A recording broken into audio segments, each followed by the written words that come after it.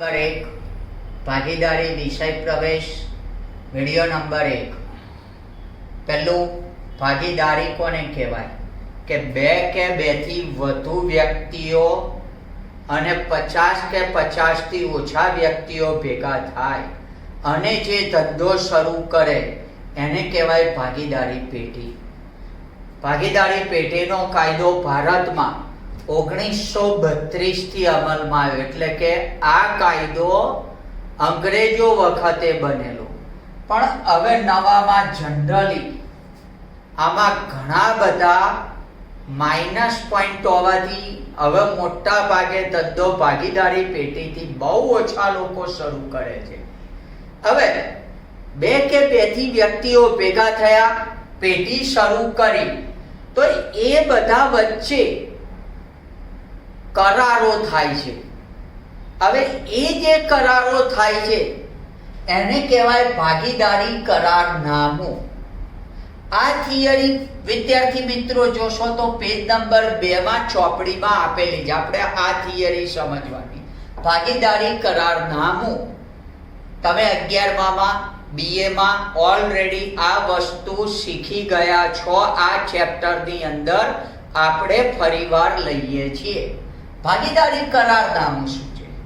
ભાગીદારી પેટીનો કાયદો 1932 થી અમલમાં આવ્યો।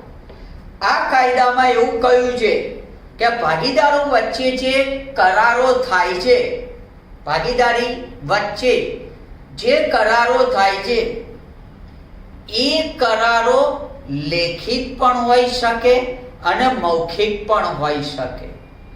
પણ જો મૌખિક કરારોમાં ઘણા લોકો ઘણીવાર ભાગીદારી પેટીમાં ડિસ્પ્યુટ ઊભો થાય, કોર્ટમાં જાય, તો મૌખિક કરારો હોય તો ઘણીવાર કોર્ટ માન્ય રાખતી નથી।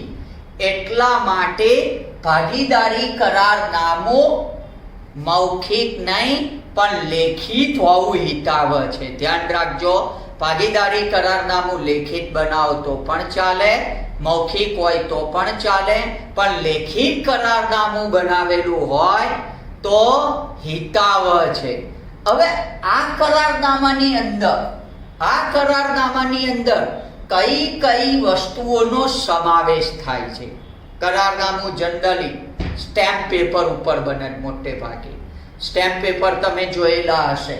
હવે આ કરારનામાની અંદર પહેલી વસ્તુ સમાવેશ થાય પેટીનું નામ અને સરનામું, કે તમારી પેટીનું નામ કયું છે, પેટીનું સરનામું કયું છે। 2 નંબર ભાગીદારના નામ અને સરનામા, કે આ પેટીના કયા કયા ભાગીદારો છે અને એના ઘરના સરનામા કયા છે। એટલે પહેલું પેટીનું નામ, પેટીનું સરનામું, ભાગીદારના નામ અને સરનામું। એટલે આની ઉપરથી એક વસ્તુ વિદ્યાર્થી મિત્રો તરી આવે કે આ પેટીના કયા કયા ભાગીદાર છે તે આ બે ઉપરથી। મૂડીની કલમની અંદર કયો ભાગીદાર કેટલા રૂપિયા મૂડી લાવશે, કેવી રીતે લાવશે, કઈ તારીખે લાવ્યો। ફરીવાર મૂડીની કલમની અંદર કયો ભાગીદાર કઈ તારીખે કેટલા રૂપિયા કેવી રીતે મૂડી લાવે છે એ બધી માહિતી અહીંયા લખેલી હોય છે। કયો ભાગીદાર કઈ તારીખે કેટલા રૂપિયા કેવી રીતે મૂડી લાવે છે, મૂડી રોકડ સ્વરૂપે પણ લવાય, મૂડી મિલકત સ્વરૂપે પણ લવાય, કેવી રીતે મૂડી લાવે છે એની તમામ વિગતો અહીંયા લખેલી હોય છે। પણ ध्यान રાખજો, બધા ભાગીદારો મૂડી લાવે એવું કમ્પલસરી નથી, કોક ભાગીદાર મૂડી લાવતો પણ નથી। આ ધ્યાન રાખજો, બધા ભાગીદારોએ કમ્પલસરી મૂડી લાવવી એવું નથી। પછી મૂડી પર વ્યાજ, ધ્યાન રાખજો હું જે બોલું છું તે, કયો ભાગીદાર કઈ તારીખે કેટલા રૂપિયા મૂડી લાવે છે, દરેક ભાગીદાર મૂડી લાવે છે, તો બદલામાં ભાગીદાર ધંધામાં મૂડી લાવે છે તો ધંધો દર વર્ષે એ લોકોને બદલામાં વળતર આપે છે, એ વળતરને કહે છે મૂડી પર વ્યાજ। હવે મૂડી પર વ્યાજ કેટલા ટકા આપવાનું ભાગીદારોએ નક્કી કરેલું હોય। મૂડી પર વ્યાજ નક્કી કરેલ ટકા પ્રમાણે, એટલે કરારનામામાં નક્કી થાય છે, જે નક્કી થયેલું હોય એટલા ટકા મૂડી પર વ્યાજ આપવામાં આવે છે. પણ જો નક્કી ન થયું હોય, ધ્યાન રાખજો, પણ જો ભાગીદારી કરારનામામાં ઉલ્લેખ ન હોય, નક્કી થયેલું ના હોય કરારમાં, તો મૂડી પર વ્યાજ આપવામાં આવતું નથી. મૂડી પર વ્યાજ, ફરીવાર ધ્યાન રાખજો, કરારનામામાં નક્કી કરેલું હોય તો એટલા ટકા આપવામાં આવે છે. જો નક્કી થયેલું ના હોય તો પેઢી ભાગીદારને મૂડી પર વ્યાજ આપતી નથી. ફરીવાર બોલો, મૂડી પર વ્યાજ પેઢી ભાગીદારને આપે છે. એટલે ધ્યાન રાખજો, MCQ માં આવે છે, મૂડી પર વ્યાજ પેઢી ભાગીદારને આપે છે, એટલે પેઢી માટે ખર્ચ કહેવાય, ભાગીદાર માટે આવક કહેવાય. ધ્યાન રાખજો, MCQ બોલો, મૂડી પર વ્યાજ પેઢી ભાગીદારને આપે છે, એટલે પેઢી માટે ખર્ચ કહેવાય, ભાગીદાર માટે આવક કહેવાય. એટલે ધ્યાન રાખજો, મૂડી પર વ્યાજની કલમ. ઉપાડ, દરેક ભાગીદાર મેક્સિમમ પેઢીમાંથી વર્ષ દરમિયાન કેટલો ઉપાડ કરી શકશે તેની વિગત અહીંયા લખેલી. અને ઉપાડની રકમ મૂડીને ધ્યાનમાં રાખીને દરેક ભાગીદારની અલગ અલગ ઉપાડની રકમ નક્કી થયેલી હોય. એટલે દરેક ભાગીદાર વધુમાં વધુ દરેક ભાગીદાર કેટલો ઉપાડ કરી શકશે આખા વર્ષ દરમિયાન તેની વિગત અહીં લખેલી હોય છે. અને મૂડીને ધ્યાનમાં રાખીને દરેક ભાગીદારની ઉપાડની રકમ અલગ અલગ નક્કી કરેલી હોય. હવે ભાગીદાર ઉપાડ કરે છે પેઢીમાંથી, એટલે પેઢી બદલામાં ભાગીદાર પાસેથી ઉપાડ પર વ્યાજ લે છે. પેઢી ભાગીદાર પાસેથી ઉપાડ પર વ્યાજ લે છે, એટલે પેઢી માટે આવક કહેવાય, ભાગીદાર માટે ખર્ચ કહેવાય. ધ્યાન રાખજો, MCQ માં આવશે. હવે વિદ્યાર્થી મિત્રો, તમે કહો કે કેટલા ટકા લે? તો કરારનામામાં જેટલા ટકાનો ઉલ્લેખ કર્યો હોય તેટલા ટકા, કરારનામામાં ઉપાડ પર વ્યાજનો જેટલા ટકા ઉલ્લેખ કર્યો હોય તેટલા ટકા. જો ઉલ્લેખ કર્યો ના હોય તો ઉપાડ પર વ્યાજ પેઢી લેતી નથી. ધ્યાન રાખજો. એ પછી 7 નંબર, ભાગીદારનો પગાર, કમિશન અને બોનસ. ધ્યાન રાખજો વિદ્યાર્થી મિત્રો, પેઢીમાં 2 રીતના ભાગીદાર હોય છે, એક સક્રિય અને એક નિષ્ક્રિય. સક્રિય ભાગીદાર કોને કહેવાય? આખી પેઢીનું સંચાલન કરતા હોય, રોજ પેઢીમાં આવતા હોય, પેઢીનું કામ કરતા હોય, એને કહેવાય સક્રિય ભાગીદાર. નિષ્ક્રિય ભાગીદાર કોને કહેવાય? જે પેઢીનું સંચાલન કરતા નથી, મહિને એકાદ વાર આંટો મારવા આવે છે, એને કહેવાય નિષ્ક્રિય ભાગીદાર. હવે સક્રિય ભાગીદાર રોજ પેઢીમાં કામ કરે છે, પેઢીનું સંચાલન કરે છે, તો પેઢી એ ભાગીદારને પગાર આપે છે, કમિશન આપે છે, બોનસ આપે છે અથવા મહેનતાણું આપે છે. તમે વિદ્યાર્થી મિત્રો કહો, સાહેબ કેટલું આપે? તો કરારનામામાં જેટલા ટકા કે રૂપિયાનો ઉલ્લેખ કરેલો હોય એટલું કમિશન, બોનસ કે પગાર કે મહેનતાણું આપવામાં આવે. જો કરારનામામાં ઉલ્લેખ ના હોય તો પેઢી ભાગીદારને કમિશન, બોનસ કે મહેનતાણું આપતી નથી. ધ્યાન રાખજો. ચલો, ભાગીદાર વચ્ચે નફા નુકસાનનું પ્રમાણ તમે ચેપ્ટર 3 અને 4 માં આવી ગયું. દરેક ભાગીદારો પેઢીના ભાગીદાર છે. વર્ષને અંતે પેઢીમાં નફો કે નુકસાન થાય તો આ નફો કે નુકસાન ભાગીદાર વચ્ચે કયા પ્રમાણમાં વહેંચવું એ પ્રમાણ અહીંયા જણાવેલું હોય.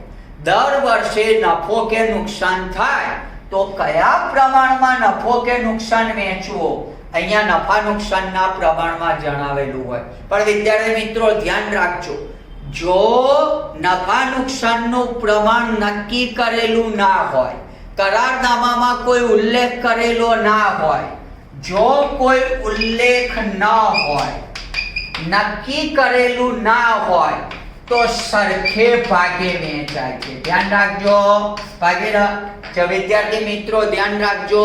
જો કરારનામામાં નફા નુકસાનના પ્રમાણનો કોઈ ઉલ્લેખ ના હોય, ધ્યાન રાખજો, ફરીવાર બોલું, જો નફા નુકસાનનો પ્રમાણનો કોઈ ઉલ્લેખ ના હોય કરારનામામાં, તો ભાગીદાર વચ્ચે સરખે ભાગે નફો નુકસાન વહેંચવાનું, અને જો ઉલ્લેખ હોય તો તે ભાગે.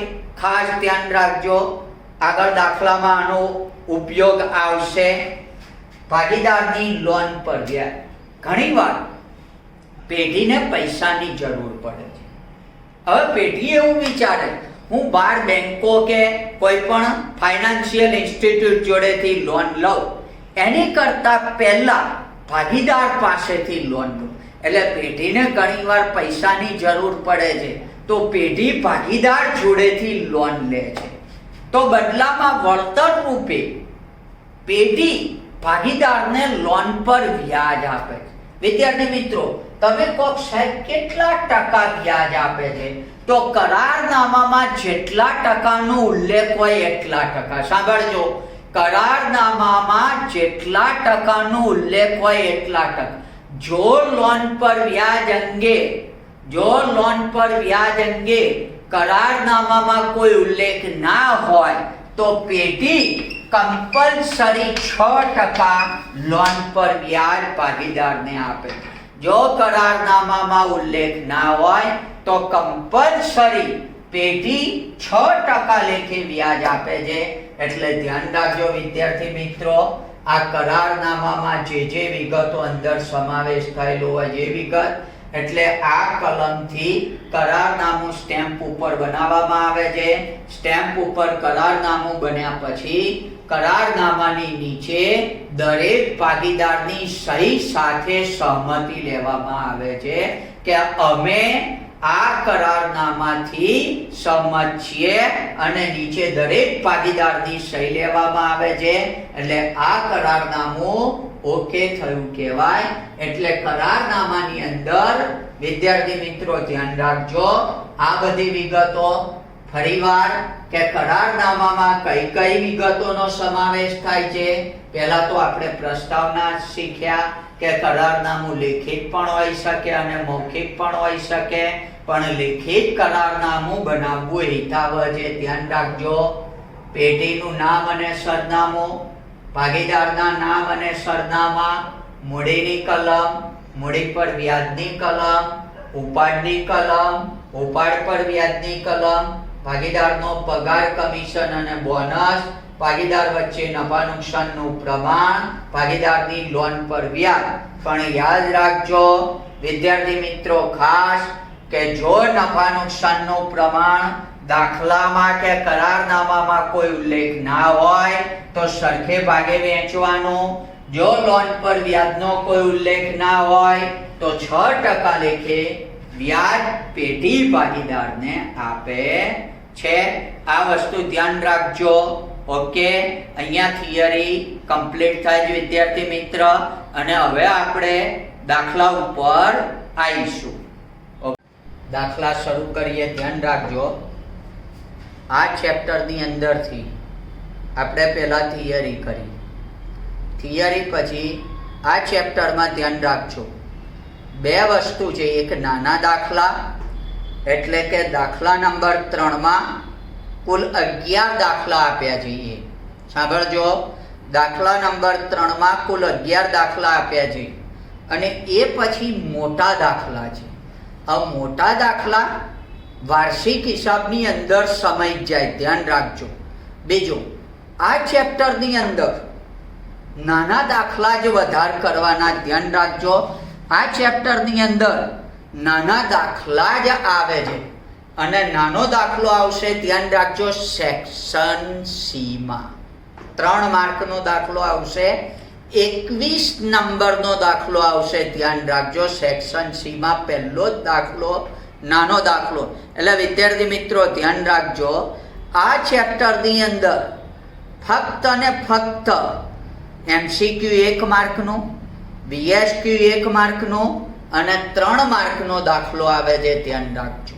પણ આ 3 માર્કના દાખલામાં તમારે તૈયારી શું કરવાની છે કે સ્વાધ્યાયમાં દાખલા પેજ નંબર 30 ઉપર દાખલા નંબર 3 માં કુલ 1 થી 11 દાખલા આપ્યા. જો તમે વિદ્યાર્થી મિત્રોએ 11 દાખલા તૈયાર કરી દો કળકળાટ, તો તમારે 100% 3 માર્ક પાકા થઈ જાય. એટલે આ ચેપ્ટરની મહેનત કેટલી છે? ખાલી 11 દાખલા. મોટા દાખલા તો વાર્ષિક હિસાબમાં આવી જવાના, ધ્યાન રાખજો. અને આ ચેપ્ટરમાં અત્યારે મોટા દાખલા કરવાના નથી, આપણે વાર્ષિક હિસાબ ચલાવીએ ત્યાં મોટા દાખલા આવી જવાના છે. એટલે ધ્યાન રાખજો, આ ચેપ્ટરમાં આપણે 11 દાખલા બહુ જ શાંતિથી, વ્યવસ્થિત અને યોગ્ય રીતે સમય આપીને કામ કરીશું. અને ધ્યાન રાખજો વિદ્યાર્થી મિત્ર, આમાં દાખલા હું થોડા આડાઅવળા ચલાવવાનો છું. વિડીયો નંબર 1 માં હવે આપણે સ્ટાર્ટ કરીએ છીએ નાના દાખલામાં, દાખલા નંબર 2. પ્રશ્ન નંબર 3 માં દાખલા નંબર 2 હું રકમ વાંચું છું, ધ્યાન રાખજો વિદ્યાર્થી મિત્રો, ધ્યાન રાખજો. અને હાથમાં પેન્સિલ રાખજો. હું કહું એની નીચે અંડરલાઈન કરવાનું છે. અમૃતા અને દિવ્યા એક ભાગીદારી પેઢીના ભાગીદાર છે. તેઓનું મૂડીનું પ્રમાણ 3:2 છે. ધ્યાન રાખજો, અંડરલાઈન કરજો. મૂડીનું પ્રમાણ 3:2. મૂડીનું પ્રમાણ આપ્યું છે, નફા નુકસાનનું પ્રમાણ આપ્યું નથી, અંડરલાઈન કરો. ધ્યાન રાખજો, મૂડીનું પ્રમાણ આપ્યું છે, અંડરલાઈન કરો. એટલે કે મેં હમણાં જ તમને થિયરી કીધું, દાખલામાં નફા નુકસાનનું પ્રમાણ આપ્યું ના હોય તો 1:1 કહેવાય. મૂડીનું પ્રમાણ આપ્યું છે, નફા નુકસાનનું પ્રમાણ આપ્યું નથી, એટલે 1:1, 2 ભાગીદાર છે. આગળ, અમૃતાને તેનું કમિશન બાદ કર્યા પછીના ચોખ્ખા નફા પર 8% કમિશન આપવાનું.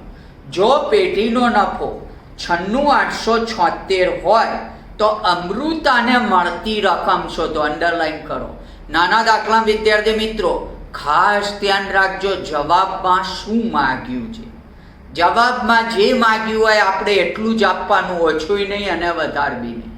હવે ફરીવાર અંદર જુઓ, આ કમિશન વાળો દાખલો થયો, જુઓ અંદર કમિશન શોધવા વાળો દાખલો. એટલે જુઓ વિદ્યાર્થી મિત્ર, મેં નિયમ લખેલા છે, આ મોઢે કરવા પડે. કમિશન વાળા દાખલામાં, આ દાખલામાં કમિશન વાળા, આ 11 દાખલામાં કમિશન વાળા 2 દાખલા છે. અત્યારે આપણે એ કરવાના, બીજો અને ત્રીજો દાખલો. અત્યારે આપણે દાખલા નંબર 2 લીધો, કમિશન વાળો દાખલો. ધ્યાન રાખજો, નિયમ મોઢે રાખજો.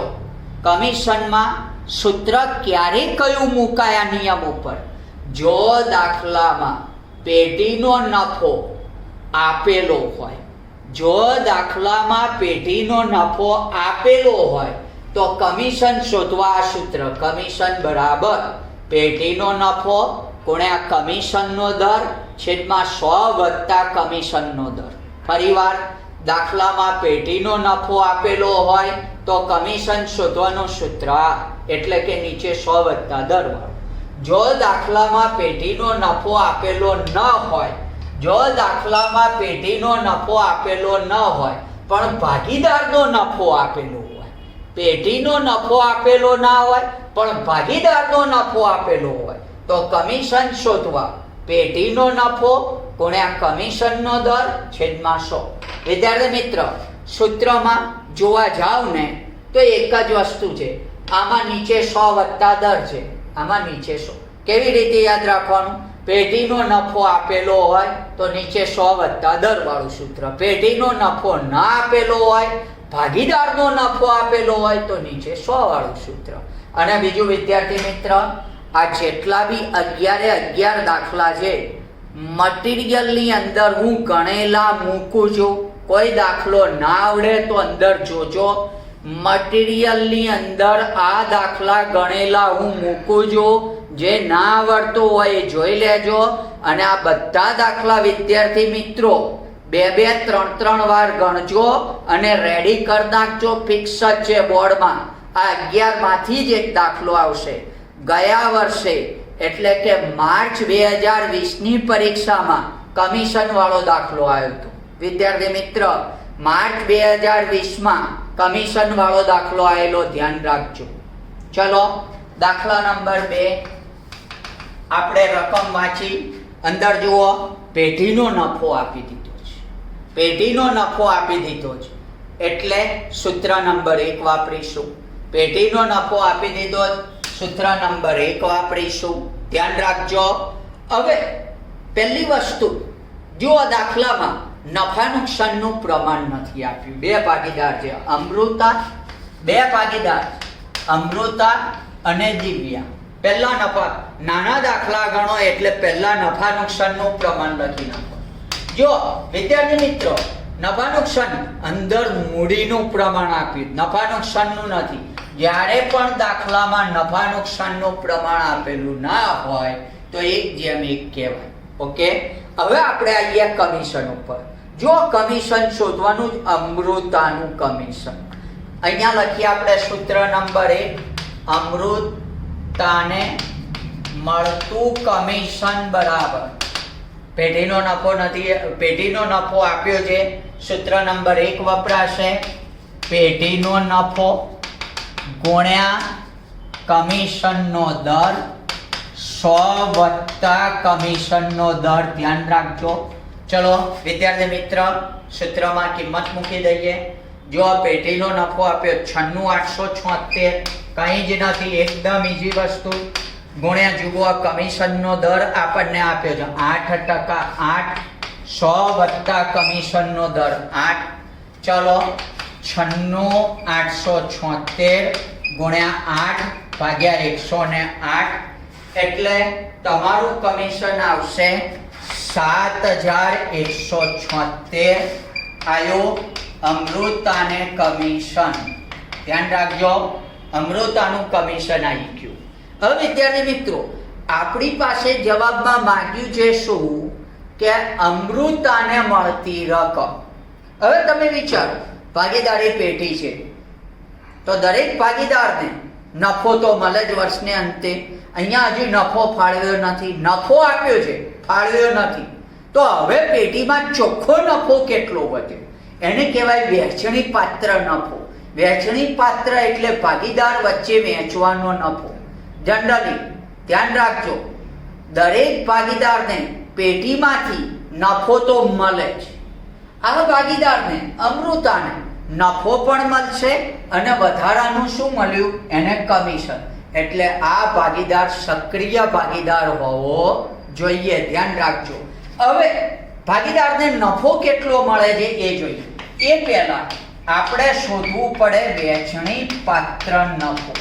એટલે દરેક ભાગીદાર વચ્ચે વહેંચવાનો નફો. આપણો કુલ નફો હતો 96,876. વિદ્યાર્થી મિત્ર, આપણો કુલ નફો હતો 96,876. આ કુલ નફો પહેલા આપણે લખીએ. કુલ નફો માઇનસ કમિશન. ચલો, કુલ નફો હતો 96,876. એમાંથી આપણે અમૃતાને કમિશન આપ્યું 7,176. તો વધ્યા કેટલા? 89,700. આને કહેવાય વહેંચણી પાત્ર નફો. વહેંચણી પાત્ર નફો એટલે ભાગીદાર વચ્ચે વહેંચવાનો નફો. વિદ્યાર્થી મિત્ર, આપણી જોડે જવાબમાં શું માંગ્યું છે? અમૃતાને મળતી રકમ. એટલે આપણે ખાલી અમૃતાનો જ નફો વહેંચીશું. વિદ્યાર્થી મિત્ર, આગળ આપણે શીખવાડ્યું બંનેનો સરવાળો કેટલો થાય? 2. નફો વહેંચ્યું છું. અમૃતાને ભાગે મળતો નફો કેટલો? તો 1/2. હવે આવડી જવું જોઈએ. ગુણ્યા કેટલો નફો વહેંચવાનો? 89,700. એટલે અમૃતાના ભાગે આવશે 44,850. ધ્યાન રાખજો. જવાબમાં માગે અમૃતાને મળતી રકમ. તો જુઓ, પેઢીમાંથી બે વસ્તુ મળી અમૃતાને. એક તો કમિશન મળ્યું અને બીજો અમૃતાને નફો. તમે કહો સાહેબ બીજાનો નફો, સાહેબ બીજાનો નફો નહીં શોધવાનો. ના, આપણે અમૃતાનો જ માગ્યો એટલે જવાબ આવ્યો. જુઓ, અમૃતાના ભાગે મળતી રકમ બરાબર નફો વત્તા કમિશન. અમૃતાન ભાગે નફો કેટલો આવ્યો? 44,850 વત્તા કમિશન કેટલું? 7,176. એટલે આપણને જવાબ મળ્યો 52,026. આ જવાબ આવ્યો. જો વિદ્યાર્થી મિત્ર ધ્યાન રાખજો, ગયા વર્ષે આ દાખલો પૂછાઈ ગયો. ફરીવાર નવા નુકસાનનું પ્રમાણ નતું આપ્યું. એક જેમ એક દાખલામાં પેઢીનો નફો આપેલો છે, સૂત્ર નંબર 1, કમિશન આવી ગયો. પછી આપણે શોધવાનું અમૃતાને મળતી રકમ માંગી છે એટલે અમૃતાનો નફો શોધવો પડે. નફો શોધવા માટે પહેલા કુલ નફો આપ્યો એટલે વેચણી પાત્ર નફો શોધવો પડે. નફો વેચી દીધો, આવી ગયો. હવે ધ્યાન રાખજો વિદ્યાર્થી મિત્ર, આનાથી સહેલો દાખલો પણ બધા લોકો ગણવામાં અચકાય છે. દાખલા નંબર 3 લઈએ વિદ્યાર્થી મિત્ર, દાખલા નંબર 3 લઈએ. ધ્યાન રાખજો. ચલો દાખલા નંબર 3, દાખલા નંબર 3 લઈએ આપણે. વિસ્મય, અભિજીત અને કુણાલ. વિસ્મય, અભિજીત અને કુણાલ. ધ્યાન રાખજો. પહેલા નફા નુકસાનનું પ્રમાણ જુઓ, અહીંયા આપેલું છે. નફા નુકસાનનું પ્રમાણ વિદ્યાર્થી મિત્રો આપેલું છે 3:2:4. ધ્યાન રાખજો. 3 ને 2 5, 5 ને 4 કુલ 9. ધ્યાન રાખજો. હવે વાંચો, ધ્યાનથી વાંચો. મેનેજરને તેનું કમિશન આપ્યા બાદ વત્તા નફાના 10% કમિશન આપવાનું છે. અભિજીતના ભાગે 30,000 નફો આવે તો મેનેજરનું કમિશન શોધો. જુઓ, અભિજીતના ભાગનો નફો આપ્યો. અભિજીતના ભાગનો નફો આપ્યો. કેટલો આપ્યો? અભિજીતના ભાગનો નફો આપ્યો. જુઓ, અભિજીતના ભાગનો નફો આપ્યો 30,000. જો અહીંયા દાખલામાં પેઢીનો નફો ન આપ્યો હોય પણ ભાગીદારનો નફો આપ્યો. જો આ ભાગીદારનો નફો. હવે વિદ્યાર્થી મિત્ર સાહેબ મગજ દોડાવો. એક ભાગીદારનો નફો આપ્યો છે તો આ પ્રમાણ ઉપરથી બંને ભાગીદારનો નફો શોધીશું. બંને ભાગીદારનો નફો આવે એટલે શું મળી જશે? ત્રણેયનો સરવાળો કરો, પેઢીનો નફો મળી જશે. કારણ કે સૂત્રમાં પેઢીનો નફો તો જોઈશે જ. એટલે ધ્યાન રાખજો, પદ મૂકીએ આપણે. અભિજીતનો નફો આપ્યો છે એટલે વિસ્મયનો મળશે. ધ્યાન રાખજો, અભિજીત, વિસ્મય. જો અભિજીતનો 2 ભાગ હતો તો વિસ્મયનો કેટલો ભાગ છે? 3. જો અભિજીતનો નફો 30,000 હોય તો વિસ્મયનો કેટલો? ધ્યાન રાખજો. એટલે જવાબ આવશે 45,000. કેલ્ક્યુલેટર ઉપર સેમ એવી રીતે અહીંયા નફો લખીએ 45,000. ચલો અહીંયા અભિજીત અને અહીંયા લખીએ કુણાલ. જો અભિજીતનો 2 ભાગ હતો ત્યારે કુણાલનો કેટલો ભાગ હતો? 4. 30,000 નો નફો એ કેટલો? ધ્યાન રાખજો, જવાબ આવશે 60,000. જુઓ, કુણાલનો નફો આવી ગયો 60,000. પતી ગયો. ધ્યાન રાખજો, આ નફો મેં શોધ્યો, આ નફો ધ્યાન રાખજો મેં શોધ્યો અને આ નફો અહીંયા શોધ્યો. માટે આ 3 નો સરવાળો કરું એટલે મને શું મળી જશે? પેઢીનો નફો 45,000 વત્તા 30,000 વત્તા 60,000. 45 વત્તા 30 વત્તા 60,000 એટલે 3 નો સરવાળો હું કરું 1,35,000. જો પેઢીનો નફો આવી ગયો. હવે આ સૂત્ર મૂકી દઉં કમિશનનું.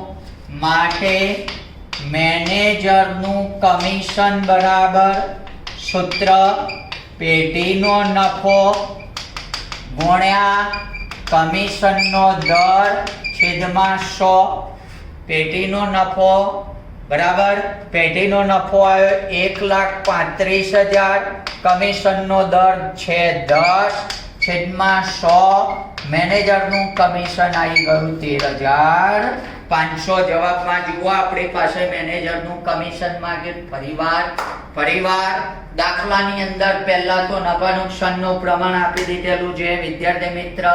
હવે જુઓ દાખલામાં અભિજીતનો નફો આપેલો, તો આપણે અભિજીતના નફા ઉપરથી પદ મૂકીને આનો નફો શોધ્યો, પદ મૂકીને આનો નફો શોધ્યો. આ રહ્યું પદ જુઓ, બરાબર છે કે 2 ભાગ હતો ત્યારે આનો 3 ભાગ, તો 30,000 કેટલા 45.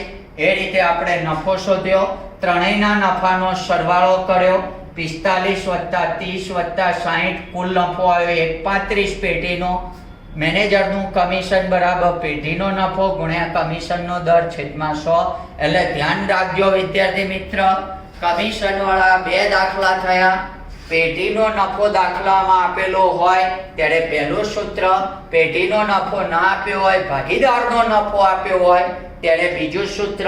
હવે આની પ્રેક્ટિસ કરવા માટે ધ્યાન રાખજો વિદ્યાર્થી મિત્ર, હોમવર્કની અંદર વિદ્યાર્થી મિત્ર ધ્યાન રાખજો, હોમવર્કની અંદર આવા જ દાખલા તમને આપેલા છે, ધ્યાન રાખજો. દાખલા નંબર 2 અને ઉદાહરણ નંબર 2 અને 4. આ દાખલા વિદ્યાર્થી મિત્ર, આ દાખલા 2 વાર ગણજો, ઉદાહરણ ગણીને રેડી કરી નાખો, કારણ કે મેક્સિમમ બોર્ડમાં કમિશન વાળા દાખલા સૌથી વધુ પૂછાય. ઓકે, આ વિડિયો અહીંયા કમ્પ્લીટ કરીએ, બાકીના દાખલા આપણે આવતા વિડિયોમાં કરીશું.